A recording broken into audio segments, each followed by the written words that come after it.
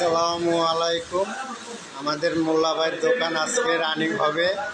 আপনারা সবাই দোয়া করবেন, তার ব্যবসা প্রতিষ্ঠান দ্বারা ইনশাআল্লাহ ভালো চলে। আমাদের এই দেখেন স্বপন ভাই,